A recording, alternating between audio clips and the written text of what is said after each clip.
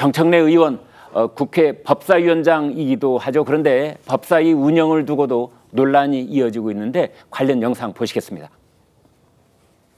아니 일방적으로 하더라도 우리가 최소한 여당에서 일단 결정을 했잖습니까? 그럼 이 정도 해야지. 잠깐만요. 근데 의원님 성함이 어떻게 되십니까? 의원님 성함이 누구세요? 위원장님 성함은 누구십니까? 저는 정청래 위원장. 네, 전 유상범 위원입니다. 유상범 의원 들어가시죠. 어디로 들어가요? 본인 자리로 들어가세요. 위원장의 의사진행을 방해하고 있습니다. 들어가세요. 아니 제가 지금 들어가시라고. 유상범 의원님 들어가세요. 이에 국회의원 정청래는 국회의 명예와 권위까지 심각하게 실추시켰으므로 엄중히 징계할 것을 요구합니다. 자, 양 기자, 뭐 징계할 것을 요구한다, 정청래 방지법을 만들자 이런 얘기가 이제 국민의힘 쪽에서 나오고 있는데 정청래 위원장은 좀 이렇게 수거들기는커녕 한판 붙자. 뜨거운 맛 보여주겠다 이러고 있어요. 그렇습니다. 지금 이제 국민의힘에서 뭐 어떻게 보면은 참다 못해서 그러는 것 같은데 네. 윤리위 제소하고 그렇게 한다고 그러니까는 나도 뜨거운 맛을 보여주겠다. 절대 물러서지 않고 정청래 위원장은 지금 형사고소까지 한다는 거예요. 네. 퇴거 불응죄. 그러니까는 회의장에서 버티고 안 나갔다. 본인이 퇴거 불응죄. 네, 본인이 의사진행권으로 뭐 나가라고 했는데 안 나갔다라고 예. 하면서 형사 고소까지 한다는 것인데 사실 지금 아까 그 청문회에서 보였던 발언 있지 않습니까? 네. 이게 사실 형사적으로 봤을 때 증인들 입장에서 이거 뭐 사실 적시가 없더라도 저는 최소한 모욕죄는 된다고 생각을 하거든요. 아, 모욕죄. 굉장히 인격 모독적이고 인격 네. 비하적인 발언들이 많아. 이거는 여야를 떠나서 태도의 문제거든요. 네. 다만 지금 저 증인들이 어떻게 보면은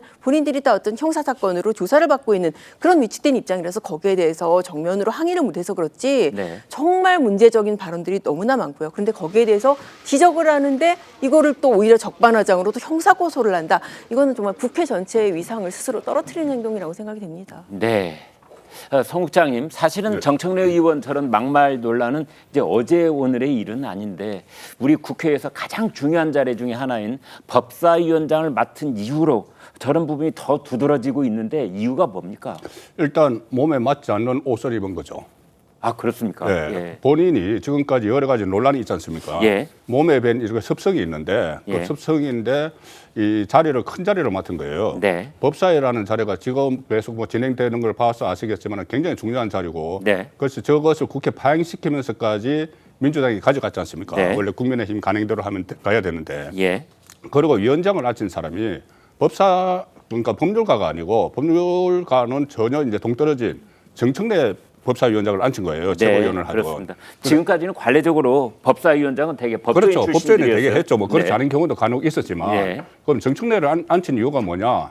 이것을 법사위에서 법률적으로 뭐 안건을 다루지 말고 정치적으로 다루라는 이야기입니다. 네. 그러니까 본인이 지금 법사위를 운영을 하면서 정치 언어를 쓰고 있는 거예요. 하. 조금 전에 유상범 의원과도 이렇게 그 설전이 벌어졌는데 유상범 의원은 법률가 출신이죠. 네. 법률가 출신이니까 법률적으로는 이야기하면 안 되는 거예요. 그러니까 정치 언어로 제압을 하기 위해서 하는 겁니다. 하. 그리고 이 법사위 그때 해병대 제복 입은 분들에게도 그렇게 막말을 하고 한 것도 네. 그걸 이제 법률적으로 하기보다는 일단 정치적으로 제압을 해야 되고 또 그 부분은 하나는 뭐가 있냐면은 이재명 대표가 지켜보고 있다. 하. 이 생각도 좀 하는 것 같아요. 예. 첫 번째는 기선제압, 네. 두 번째는 대표가 지켜보고 있다. 대표가 지켜보고 있다. 왜냐하면 그 전에 이재명 대표로 뭐 손흥민 선수에 또 비교해서 논란이 되지 않습니까? 네. 그리고 세 번째가 있어요. 세 번째는 개딸이 지켜보고 있다. 개딸이 예, 지켜보고. 열성 지지층들은 예. 저런 그 행태에 대해서 대부분은 다 분노를 하고 그 잘못됐다고 지적을 하지만 일부 열성 지지층들은 저것에 대해서 환호를 보내거든요. 네. 그러니까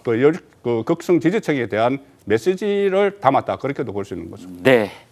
조현삼 위원장님, 이제 제 바른편에 앉은 분들은 이제 이런 의견이신데 사실은 그 정청래 의원의 이러한 발언 그리고 이제 법사위를 운영하는 방식에 대해서 민주당에서는 어떻게 보고 있느냐 이것도 중요한 포인트인데요. 어떻습니까?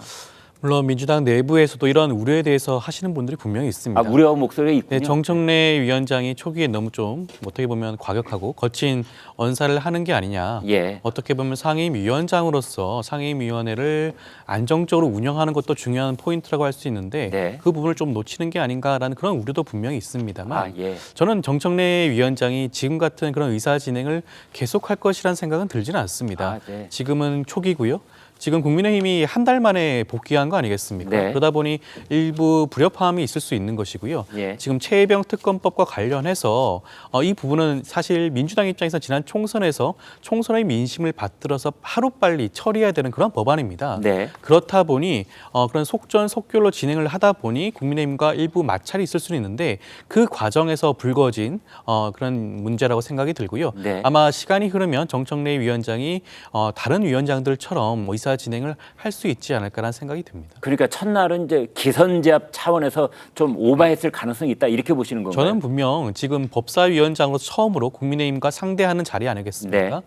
그렇다 보면 어떻게 보면 많은 시선이 집중될 수도 있는 것이고 네. 이번 상황에서 잘 정리가 되지 않으면 차후 법사위 운영 자체가 힘들 수 있지 않나라는 생각도 하신 게 아닌가 하는 생각이 듭니다. 네. 그렇다면 두 번째 법사위원장 자리에 앉았을 때는 그 날이 되면 좀 달라질 것이다 이렇게 물론 보십니까? 당장 다음 날 달라진다기보다는 예. 시간이 좀 흐르면 흐를수록 그런 거친 언사라든가 고압적인 자세라든가 그런 비판적인 부분에 대해서는 아마 그러한 여론이 좀 희석될 가능성도 있지 않을까 싶습니다. 네. 아무튼 정청래 위원장 변화된 모습을 보일까요? 아니면 더 심해질까요? 비슷할까요? 지켜보도록 하겠습니다.